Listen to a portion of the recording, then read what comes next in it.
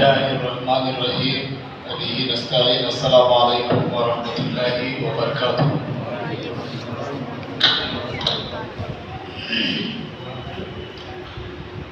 الحمد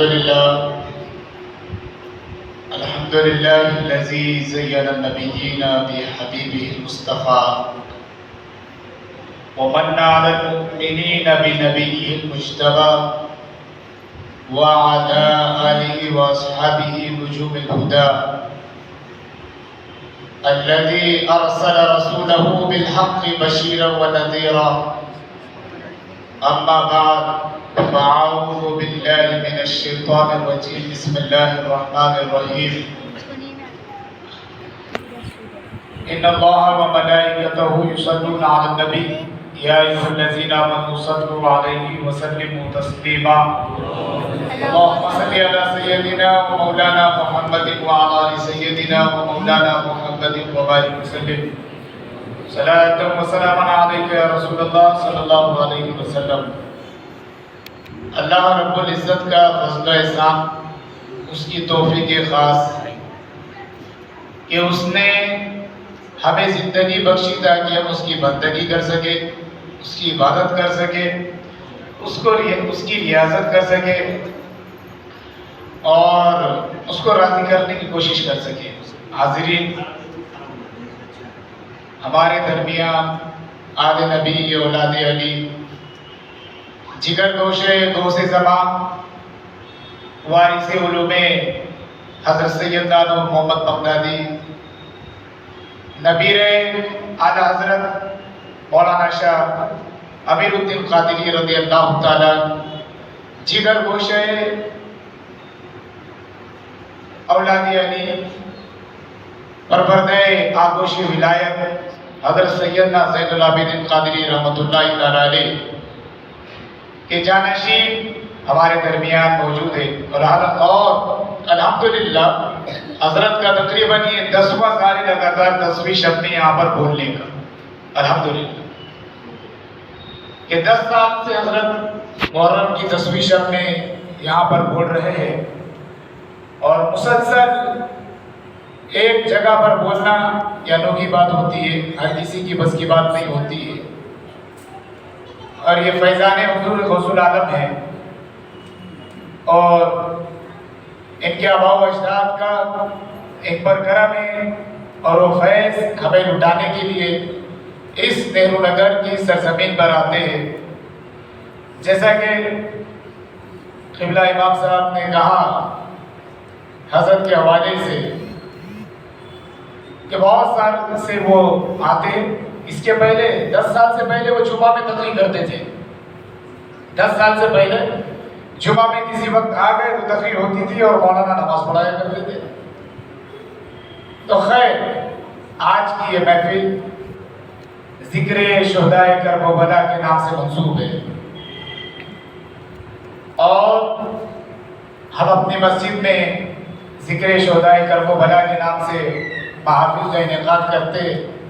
اللہ کا فضل ہے کہ میں نے اسی مسجد سے بولنا سیکھا. یہ امام صاحب کی عنایت رہی مجھ پر کہ میں آج ہزاروں کے مجمع میں بولتا ہوں الحمدللہ.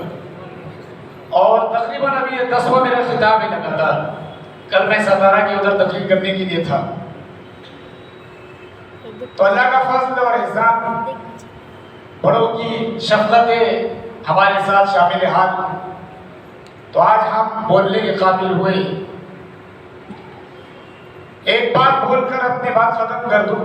نبی کریم صلی اللہ علیہ وسلم نے ارشاد فرمایا، ادبوا اولادکم علی ثلاثۃ خصال، حب نبیکم، حب اہل بیتکم، حب تلاوت القرآن. کہا کہ اپنی اولاد کو 3 چیزیں سکھاؤ. کیا سکھاؤ؟ اپنے بچوں کو 3 چیزیں سکھاؤ. وہ 3 چیزیں کیا ہے؟ کہ نبی کی محبت ان کے دل میں ڈال دو، اڑھیل دو، کہ پھر کبھی اس کا تعلق اپنے نبی سے منقطع نہ ہونے پائے، ٹوٹنے نہیں پائے. پھر کہا کہ اہل بیت کی محبت ان کے دل میں پیوست کر دو، ڈال دو، اڑھیل دو، کہ کبھی وہ اہل بیت کا گستاخ نہ بنے، ہمیشہ اہل بیت کا ادب تعظیم توقیر کرتا رہے. کہا پھر ذکر تلاوت قرآن اس کو سکھاؤ. اور جب ہم اس کی مثال دیکھتے ہیں، حضرت توجہ چاہوں گا آصف بھائی مولانا صاحب، اس کی عملی تفسیر اگر میں دیکھنا چاہوں گا تو ایک ذات میری نظروں کے سامنے آتی ہے، اور وہ ذات عباس علمدار کے حوالے سے آتی ہے. مولا عباس رضی اللہ تعالیٰ کی وہ ذات ہے کہ جو امام حسین رضی اللہ تعالیٰ عنہ کے بھائی لگتے ہیں، سودے رشتے کے اندر. لیکن ابھی آپ کے سامنے میں رکھنا چاہ رہا ہوں کہ انہوں نے اور ان کی والدہ نے کس طریقے سے امام حسین کا ادب کیا، ان کی اولادوں کا ادب کیا. بھائی اگر سوتیلے بھائی ہے تو آج ہم اگر سوتیلے بھائی ہیں ہم ساتھ میں مل جل کر بیٹھیں گے. لیکن مولا عباس کے حوالے سے آتا ہے کہ حضرت مولا عباس رضی اللہ تعالیٰ کبھی بھی امام حسین کے برابر میں کبھی نہیں بیٹھے زندگی کے اندر. اور مولا عباس کے حوالے سے ایک بات اور کہنا چاہوں گا، حضرت مولا علی سے بہت مماثلت رکھتے تھے. مماثلت مثلیت تھی. مطلب کیا؟ ان کی جو والدہ تھی حضرت فاطمہ خزائیہ رضی اللہ تعالیٰ عنہ، بہت ہی بہادر اور شجاع قبیلے کی تھی. حضرت فاطمہ نے اپنے آخری وقت میں کہا تھا کہ علی اے میرا وصال کا وقت قریب ہے، ان قریب میں اس دنیا سے جانے والی ہوں، تم ایسی عورت سے نکاح کرنا جو سب سے بہادر قبیلے کی خاتون ہو. تو حضرت فاطمہ خزائیہ رضی اللہ تعالیٰ عنہ بڑی ادب کرنے والی اہل بیت اطہار کا، ان کے نواسوں کا، نبی کریم صلی اللہ علیہ وسلم کے. تو روایتوں میں آتا ہے جب مولا عباس کی پیدائش ہوتی ہے تو آپ آنکھ نہیں کھولتے ہیں. حضرت فاطمہ، ان کا لقب ام البنین تھا، پریشان ہو جاتی ہے، کہتی ہے بچہ پیدا ہوا ہے آنکھ نہیں کھول رہا ہے، دیکھو تو صحیح، اگر بچہ پیدا ہو گیا ہو آنکھ نہیں کھولتا ہے تو اسے اندھا شمار کیا جاتا ہے.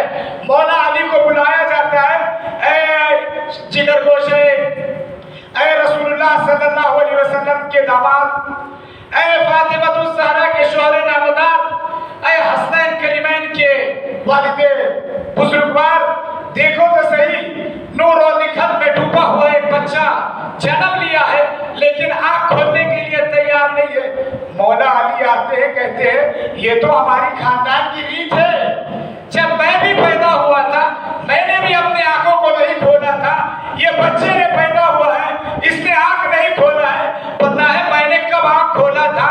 جب نبی کریم صلی اللہ علیہ وسلم نے اپنے گود میں مجھے لیا تھا، میں نے اپنے آنکھوں کو اس وقت کھولا تھا جب نبی کے ہاتھ میں میں تھا اور نورانی چہرہ دیکھ رہا تھا. ابھی اس کا آقا آنے والا باقی ہے. مولا امام حسن آتے ہیں، امام حسن آتے ہیں، آنکھ نہیں کھول رہے. مولا عباس کہتے ہیں کہ نہیں، عباس حسن کے آنے پر کبھی عباس اپنے آنکھوں کو نہیں کھولے گا. کہا اس کا آقا آنے والا ہے. کہا کون سا آقا آنے والا ہے؟ کہا حسین آنے والے ہیں. جب امام حسین آتے ہیں اپنے ہاتھوں میں مولا عباس کو لیتے ہیں، فوراً اپنے آنکھوں کو کھول کر اس امام حسین رضی اللہ تعالیٰ عنہ کے چہرے مبارکہ کی زیارت کرتے ہیں. تو کہا مولا علی مشکل کشا رضی اللہ تعالیٰ عنہ نے کہ میں رسول اللہ کے ساتھ جب تک رہا ظاہری دنیا میں، رسول کی ڈھال بن کر رہا.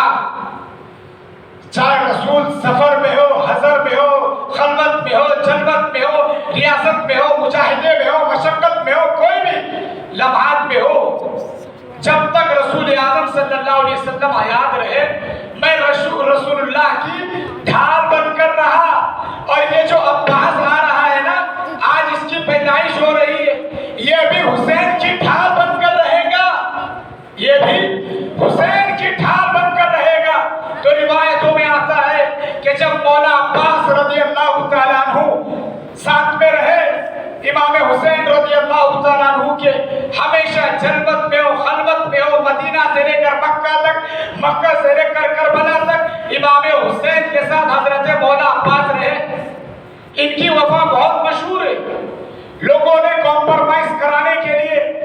رشوت دیے. کہا کہ مولا عباس، اے عباس تم علی ابن ابی طالب کی اولاد ہو اور یہ حسین ابن علی یہ خون رسول ہے. تمہارے اندر ان کے اندر فرق ہے ظاہر میں والد کی والدہ کی طرف سے، لیکن یاد رکھے آؤ چھوڑیے امام حسین کو اور امام حسین کا ساتھ چھوڑ دیجئے. تمہارے فلاں علاقے کا تمہیں گورنر بنا دیا جائے گا، مال و دولت دی جائیں گی، دولت کا ڈھیر لگا دیا جائے گا. حضرت مولا عباس کو خریدنے کی کوشش کی. لوگوں نے کہا پہچانتے ہو مجھے کون ہے؟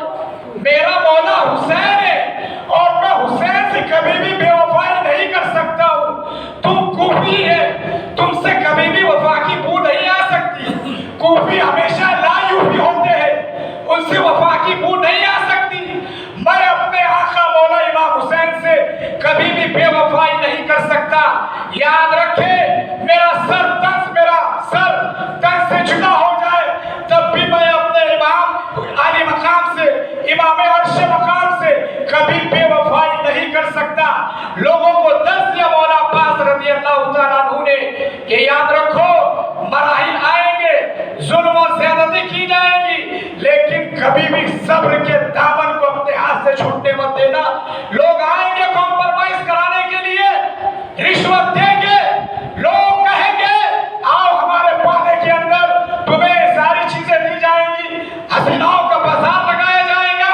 لیکن یاد رکھنا نوجوانوں، مولا عباس کی جب شہادت ہوتی ہے 33-34 سال کا کلیل نوجوان حسن اور شبیہ کے اندر مولا علی کا مثل، لیکن مثلیت ہونے کے باوجود امام حسین کا ادب اس طریقے سے ہمیشہ پوری زندگی کے اندر عباس علمدار نے کبھی امام حسین کو بھائی نہیں کہا، ہمیشہ آقا کہا، ہمیشہ مولا کہا، ہمیشہ کہا کہ آپ میرے آنکھوں کا تاج ہو، آپ میری آنکھوں کا سرما ہو، میں کبھی تم کو بھائی نہیں کہتا ہوں. ہمیں یہ درس ملا کہ ہم لوگوں کو بھی چاہیے کہ ان اہل بیت اطہار کا ہم ادب کریں، ان کی تعظیم کریں، ان کی توقیر کریں. ایک بات اور ختم کریں. عباسی علمدار بہت مشہور ہے. علمدار کا مطلب یہ ہے کہ علم اٹھانے والا، جھنڈا اٹھانے والا. اب یہی چیز مولا علی کی بھی تھی. خیبر کے اندر حضور نے علم کس کو دیا؟ مولا علی کو دیا. حسین نے کربلا کے اندر علم کس کو دیا؟ عباس علمدار کو دیا. پتہ چلا علم اٹھانا، علم دینا مولا علی کی سنت ہوئی. کربلا کے اندر علم مولا عباس کے ہاتھ میں امام حسین نے دیا. اچھا جھنڈا کیوں دیا جاتا تھا؟ علم کیوں رہتا تھا؟ علم کی وجہ کیا تھی؟ علم کس لیے اٹھایا جاتا تھا جنگوں کے اندر؟ تو بات پتہ چلتی ہے علم جس کے ہاتھ میں ہوتا وہ سپہ سالار اعظم ہوتا ہے. علم جس کے ہاتھ میں ہوتا ہے وہ چیف آف کمانڈر ہوتا ہے اس لشکر کا. علم جس کے ہاتھ میں ہوتا ہے وہ معمولی آدمی نہیں ہوتا. اپوزیشن والا سب سے پہلے جس کے ہاتھ میں علم ہوگا اس کو مارنے کی کوشش کرتے تھے. کیوں؟ کیونکہ جب جھنڈا گر گیا تو مد مخالف ہار گیا. جھنڈا گر گیا، فلیگ گر گیا تو مطلب یہ کہ جو ہے ہار چکے یہ لوگ، ان کا علم گر چکا ہے. تو مولا عباس کو امام حسین نے کربلا کی سرزمین پر علم دے کر بتایا اے سنی مسلمانوں، علم کی حفاظت کرنا. جب تک علم کی حفاظت کرتے رہو گے تم سربلند ہوتے رہیں گے. جب سے سنیوں نے علم کو چھوڑ دیا ہم ذلیل و خوار ہوتے گئے اور ہوتے رہیں گے. تو ضرورت اس بات کی ہے کہ اگر آج ہم عباس علمدار کے نام سے علم لگاتے ہیں، یہ شیعت نہیں ہے، یہ رافضیت نہیں ہے. یاد رکھیے یہ علم لگانا، علم اٹھانا، علم دینا نبی پاک صلی اللہ علیہ وسلم نے اپنے صحابہ کو دیا، مولا علی نے اپنے بیٹوں کو دیا، امام حسین نے عباس علمدار کو دیا. ایک بات کہوں گا کہ کہا جاتا ہے جھنڈا لگانا منع ہے. کہا غوث اعظم کا جھنڈا لگاتے ہیں تو کہا کیا ہو گیا؟ کہا قادری امام حضرت غوث پاک کا جھنڈا ہے. کہ غریب نواز کا چھٹی کا جھنڈا آ گیا. کہا کیا ہو گیا؟